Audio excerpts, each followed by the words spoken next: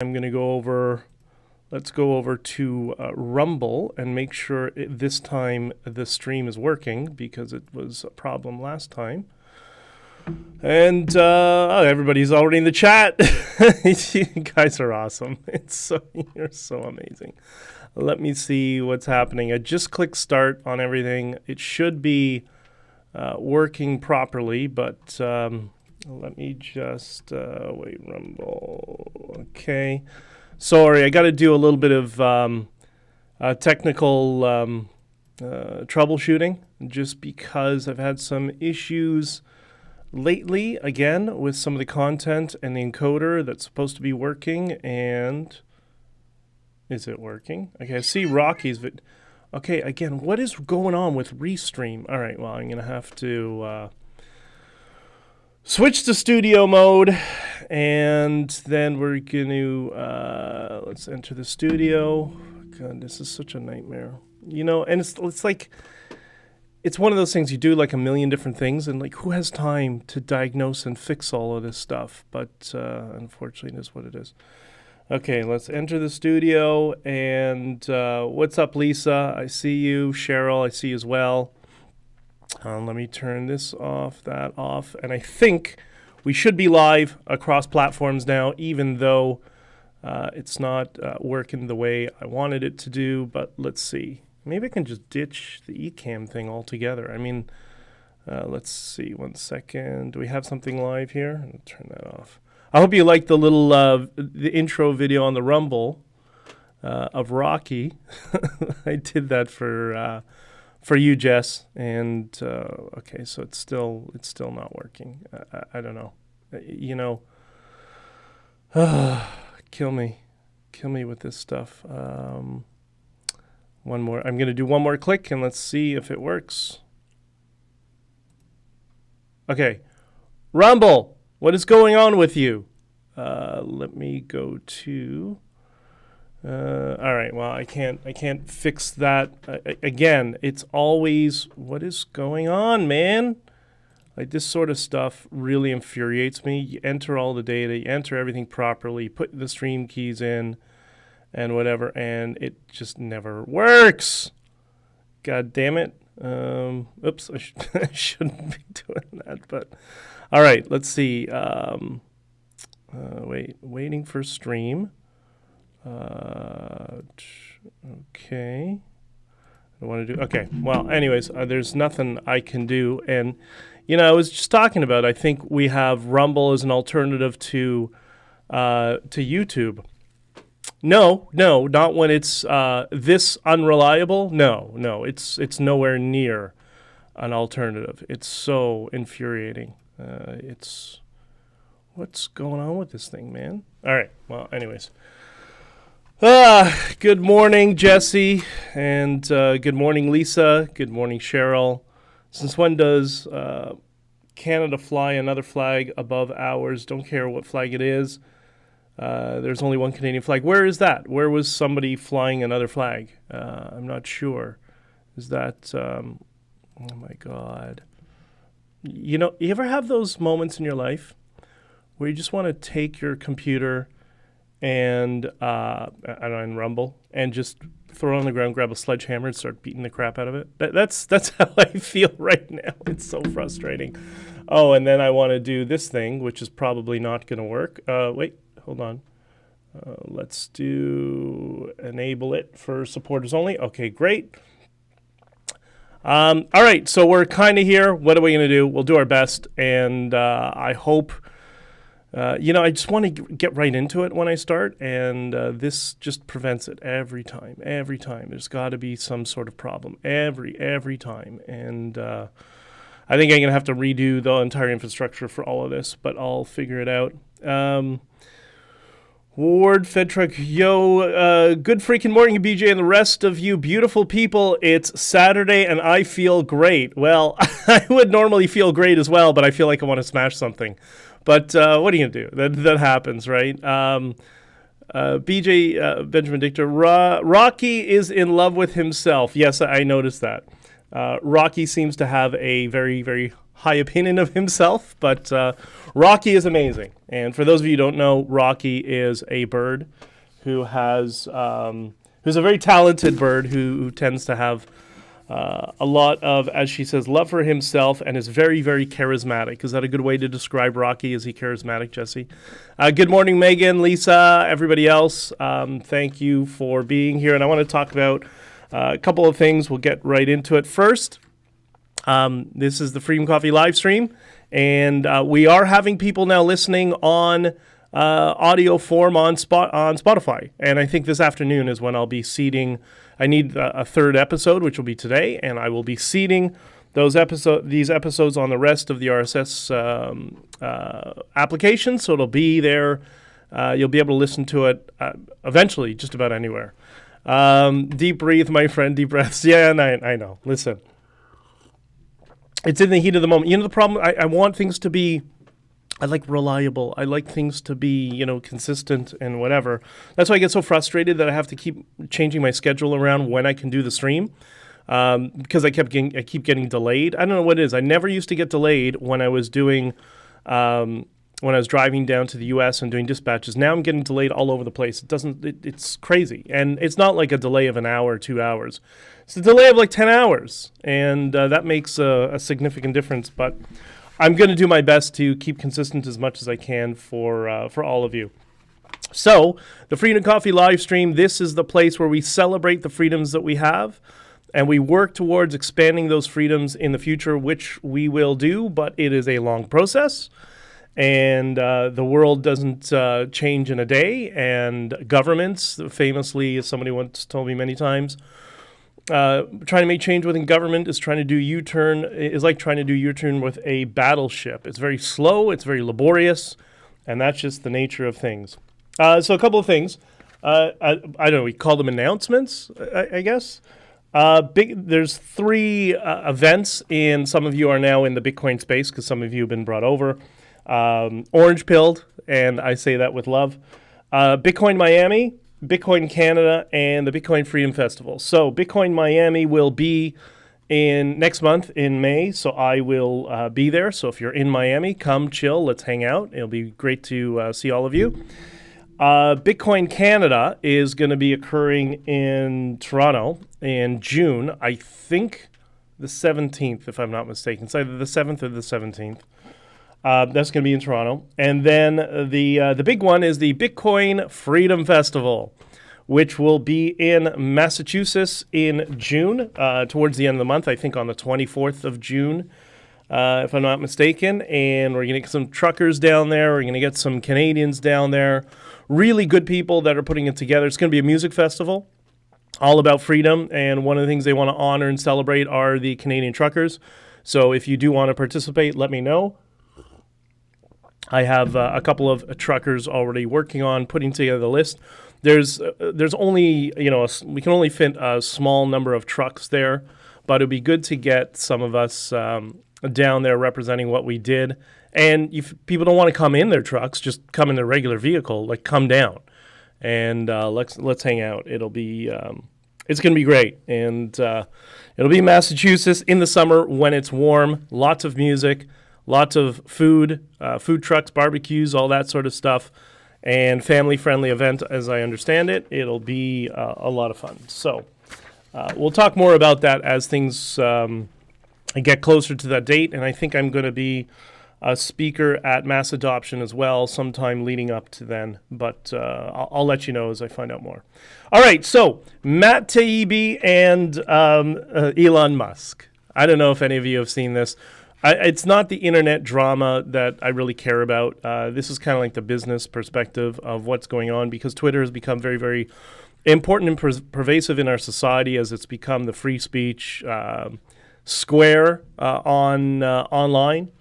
And I noticed, I went on Twitter yesterday, I noticed a bunch of tweets about how Matt Taibi, who recently worked on the Twitter files along with Barry Weiss, who did a very, very long podcast with Barry, actually. It's very, very nice. But anyways, so Matt Taibi, Barry Weiss, and a few other people worked on these Twitter files to kind of expose what Twitter was doing. to censor free speech, to censor political discourse, and all that sort of stuff. And I think they did really good work. So there's a couple of issues. One I'm not going to talk about, but just to give you a place to go, you can go to Viva Fry did one of his car vlogs that he talked about Mehdi Hassan, who is a piece of garbage, and Matt Taibi, who had a debate, and Mehdi Hassan did the gotcha. He did the gotcha interview. Unfortunately, he just bombarded Taibi with assertions. Who knows what's false or what's not, and did not allow him. It's one of those things. The term, and Viva Fry brings it up. There is a term for it called gish gallop, which is a well-known deceptive debate tactic that's used. I had it used many times. To me, during the convoy, one person in particular, a mouthpiece for Big Con Canada Inc. That's all he does. It's the only move he has. And it's like, I don't know what you're doing. But they did that to Matt Taibi, which is you bombard the subject with a bunch of assertions, whether they're false or not. And if you can't refute all of them, so you package them all together and say, oh, let me finish my questions. Like, no. One question at a time. But they put 5 questions in one question. And if you can't respond and refute it all in one short sentence, then they make they infer that you're being deceptive and you were wrong or incorrect or whatever. It's like, no. You just bombarded me with a bunch of stuff that's going to take me some time to unpack, right? So that's it's a very common, very deceptive debate tactic that's used by the radical left, of which Mehdi Hassan is part of.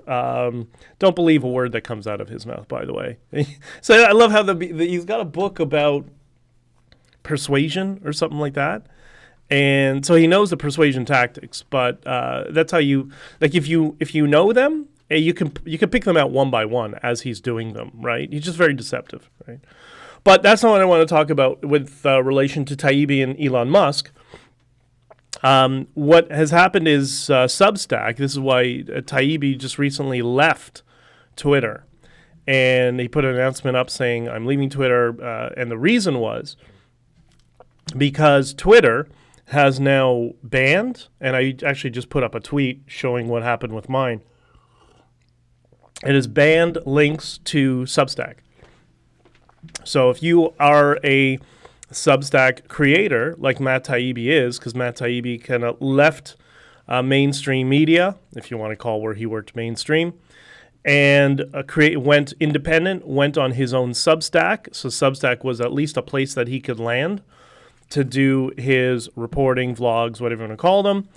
And he said, I can't use this platform anymore. If you're going to block links to my primary platform of what I do, my Substack, where I just, uncovered the Twitter files, then I can't be here because my business model won't function anymore because you're killing my business model. So he worded that way, but that's what he was, that was meaning. Matt Taibbi, I don't know how much of a business guy he is, but that caused him to leave. And then it caused additional, people, again, Elon Musk is not about free speech and blah, blah, blah, and all that sort of stuff. I think this is a massive, and listen, I like Elon Musk, but he's got a couple of blunders under his belt. And one of them is a lot of successes, massive successes, but this is a blunder, I think.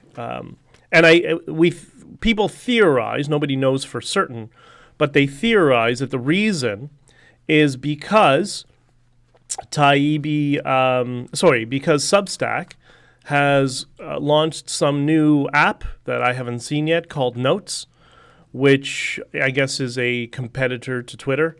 For those of you who don't know, Twitter is just a microblog, and Substack is a long-form blog. So they've released Notes, which is, I guess, a microblog just like Twitter. And people are theorizing that Elon Musk sees that as competition or threatening competition to Twitter. Now, I have a Substack. Yes, I'm well behind in my postings, but there's a reason for that. There's going to be a bunch of postings coming up, which are going to be key to some stuff.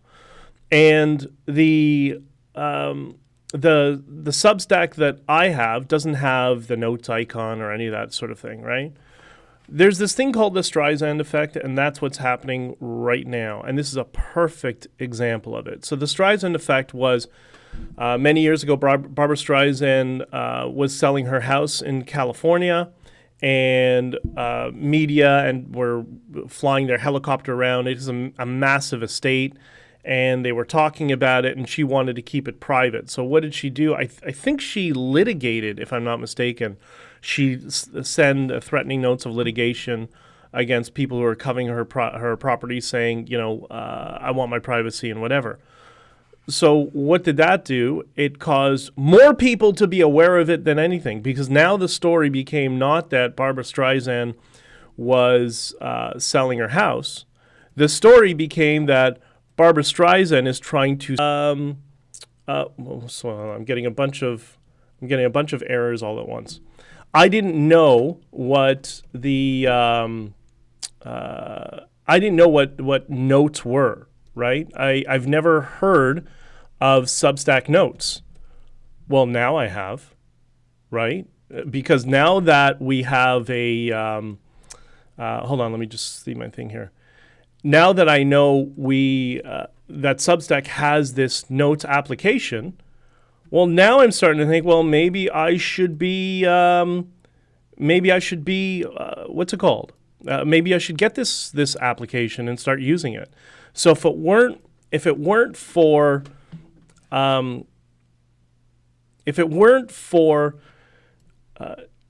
Musk trying to censor Substack, if it weren't for that, I would have no idea that Substack notes even exist. And I'm not the only one. There's lots of other people. And I think that's the big mistake, blunder, if you want to call it, that Musk is making here, and I don't think that's a wise move. Now, on the other side, when Matt Taibbi says, I can't post my links, it's a little different for him because he, the type of journalism that he practices versus kind of what I and other people do. But there is a not perfect workaround, but a workaround, which I've just done. So if you look at my Twitter account, you'll see in the top, I've replaced the Substack link with a Linktree link. So I've created a Linktree link. You click on that, and now there are links to all of my platforms, the book, audio streaming, live streaming, all that sort of stuff, right? And Matt Taibbi could do the same thing. Just create your Linktree and just have your Linktree as your prominent link. And you post an article, say, here's my article, link in my profile. And that's it. Now, it's not perfect. There's no question that's not perfect, but at least it's somewhat of a workaround, right? Cheryl says, I thought I subscribed to your Substack. Did you? Well, then I love you for it. Thank you very much. Then you'll get something in the near future, actually today and tomorrow. There's so many things going on, and there's so many things that are going to be going on in the future and things that need to be covered, but I got to lay it out a certain way, and sometimes you don't want to put things out there when it's too early, when it's too soon, right? So it will be coming out. So yeah, the primary, there's two controversies around this whole Substack Taibi issue. One is Mehdi Hassan, don't believe a word he ever says, with Matt Taibbi and his disingenuous debate with Taibi and trying to make Taibi look incompetent and just using basic persuasion tactics to do so and deceptive debate tactics. But then the other one is between Elon Musk and Matt Taibbi. And Elon Musk, I mean, I get it. He's made a $44 billion investment in Twitter. It's now worth half as much as what it was. But I don't think this is the way to do it. It's just a basic thing with customer care. If you have I've had to deal with this many times in my life. If you have a customer base that likes you but likes the competition, well, you can't take it's either them or us attitude, which is kind of what Elon Musk is taking right now.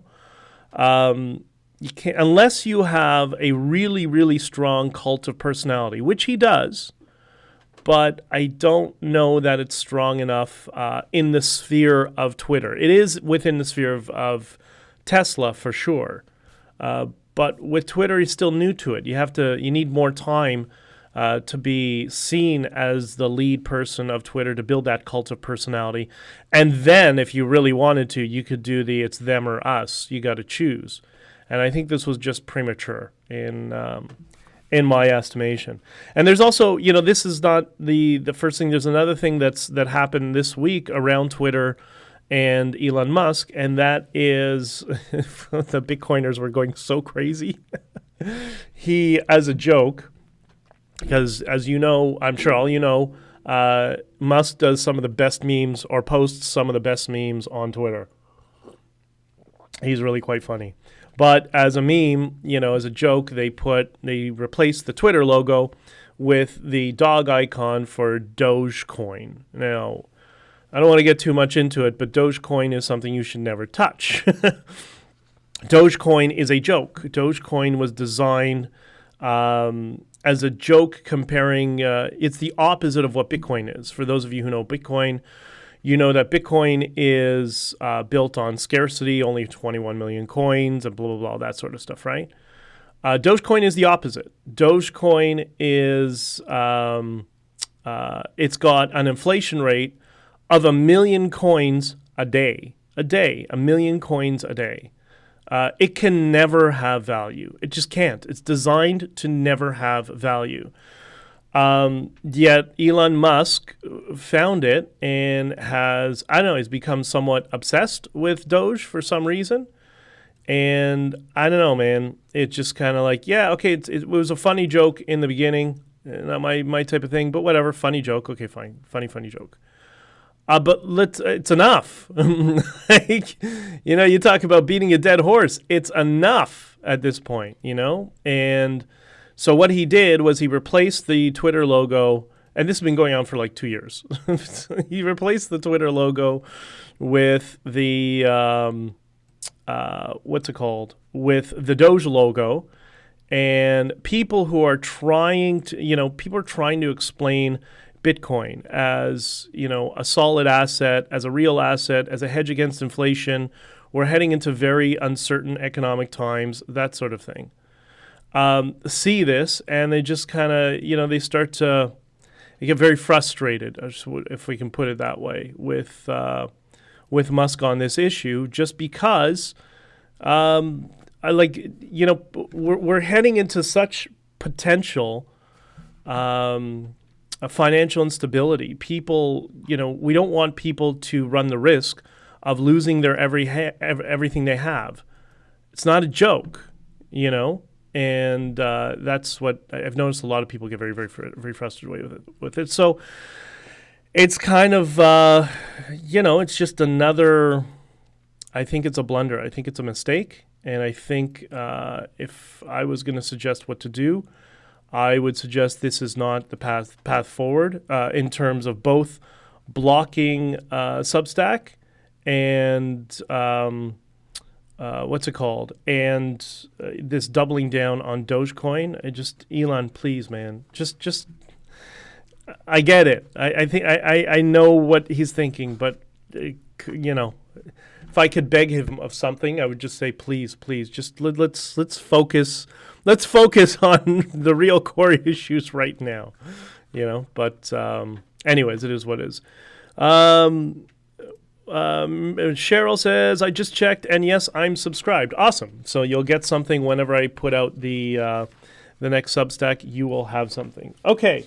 Today's going to be a little bit short, just because I have a meeting that I got to run to very, very soon. And I'm having massive technical problems now. Like before it was a little bit, now it's massive technical problems, but I'm going to still go through with it anyways. Have you ever heard me talk about the 7 signs of cognitive dissonance? Have you ever heard that? Because I have a couple of times. And, it's reared its ugly head yet again. That is...